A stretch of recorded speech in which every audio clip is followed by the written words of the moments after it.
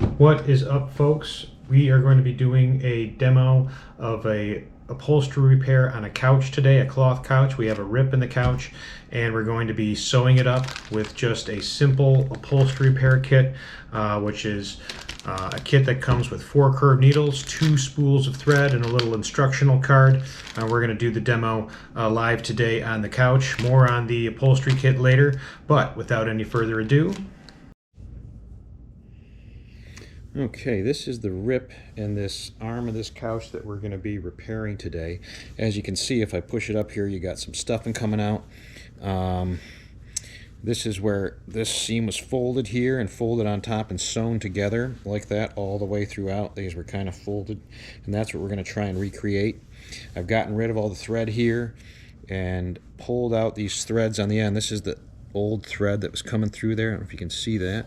And then also on the other side here, I have the thread here all ready to go. This is what we're going to tie off to after we fix this. We'll push this stuffing in a little, and we'll show you the kit we're going to use to fix this repair here. Alright folks, we're going to be using the Unique Craft Upholstery Repair Kit on this couch arm repair today. This is a kit, you can actually get it on Amazon. What it is you got 2 spools of thread. This is all Coats & Clark special thread just for upholstery. It's double bonded nylon, extra strong. You get a black 150-yard spool of thread and a brown 150-yard spool of thread. And that's going to be good for repairing stuff like couches, boat covers, car seats. And then you'll also have a package of the Dritz Home curved needles for this particular project. We have 3-inch, 4-inch, 5-inch, and 6-inch curved needles here. For this couch repair, we're probably going to use this smallest one, which is going to be the 3-inch needle. And we'll get it strung up here. Probably going to use the brown thread, which is going to match this this couch the closest here. Okay, here we are. We have our 3-inch needle here, and we have about 4 feet of the thread strung into it. What we want to do is we want to start at this end here, and we notice where this thread is coming out from the old one, and we want to go, so this is coming out of the top. So what we want to do is we want to start on this bottom flap, make sure it's folded over, and right across from this one on the top, we want to do the curved needle. Our first stitch is going to be into that bottom flap directly adjacent to it, or right across from it, and we come in and then we come out about the same distance that these old stitches are coming here. So you look at the distance this stitch to this stitch, you take your curved needle, you come in on the opposite, and you can kind of control exactly where you're going to come out there on the bottom flap. And if you're too far, like this one's looking like, yeah, that's way too far, so you can thread it back a little, come back out a little too far, and then that's pretty good. We're going to go through there. Now, this is a cloth couch. You can also do projects with these needles on leather couches and different types of materials. But some of them, especially with leather, you're going to want to go through the old holes that are existing there, because it's going to be difficult to punch a new hole with these needles through leather, something like that. They're just not designed for that, and so you use those old machine punch holes. And you can take a needle nose pliers and just kind of force it through if you have a tougher material. This is a cloth couch, so we're not going to need to do that. So what we want to do is just pull this through here, that initial. I like to pull one side all the way out, and then we have our other side coming through. And what you want to do with that other side is just leave about a 4-inch tail on the end, like so. Be careful not to sew over that, but we leave about a 4-inch tail on the end of that we're going to use to sew up with this other piece later. But then what we do is now we're going to come back up into the top here, right across from where our new stitch came out. We want to come right up into the top right here, and it's going to be another stitch down from the old thread right there. So we come up into the top and then kind of push it through. You want to keep those stitches in line with where these are, kind of on the top of that curve there. So we come into the top right there, and that's a little bit too far. Here we are, make sure you can see. So we come up here and then out. That looks pretty good. And so we just bring this through, and you want to be careful not to have these stitches come out on top of one another. And you can use your needle nose pliers to kind of guide where you need to, and that looks pretty good. If you can see that. Okay, so we've got that stitch there. First one coming through. Now we leave our tail out here. You don't want to necessarily pull this tight yet. And so what I'm going to do is, now it came from the bottom up, and we're going to go right below that down again. We're going to stitch this all the way through, all the way up, and then we'll show you what we do on the other end here once we get here. Okay, now we have stitched up the entire way along the seam here.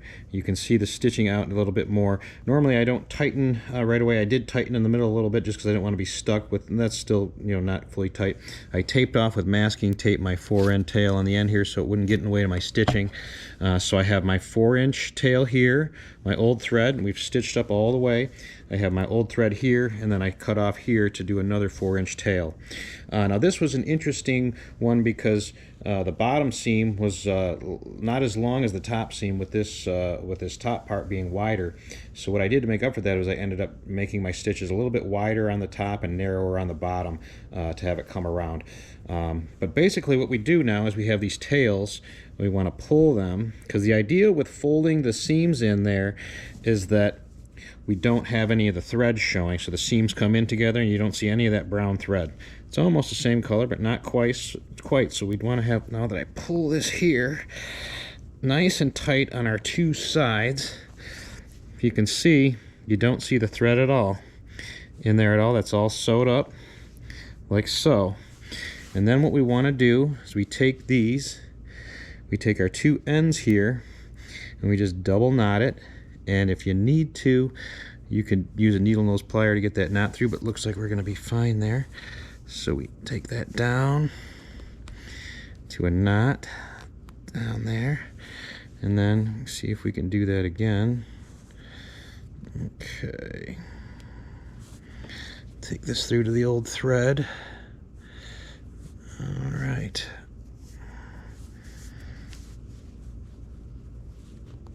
Okay, let's get that knot down there. And then what we can do is just cut this like so. And we can take our needle, thread this through here. Okay. And then we can put this, let's see if we can get this done correctly.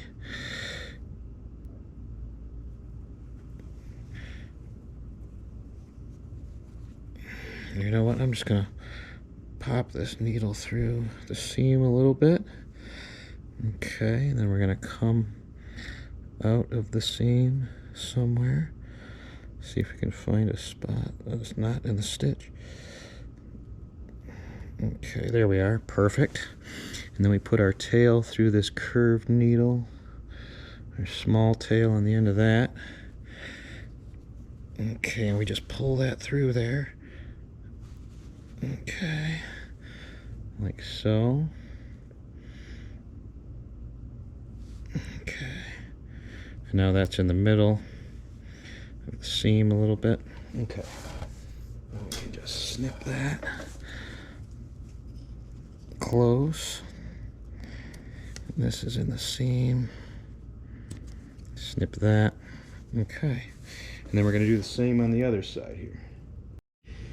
Okay, we've completed the other side. We've cut our double knots, we've put our thread into the seam, and this is our completed upholstery repair here. Looks like everything looks good. You can't see the thread at all, that brown thread. Everything is fine and everything is completely fixed. Well, if you enjoyed our video, please give us a like and a subscribe to the channel. We'll be getting some more videos out of some more upholstery repair, and we'll link the kit in the description below if you're interested.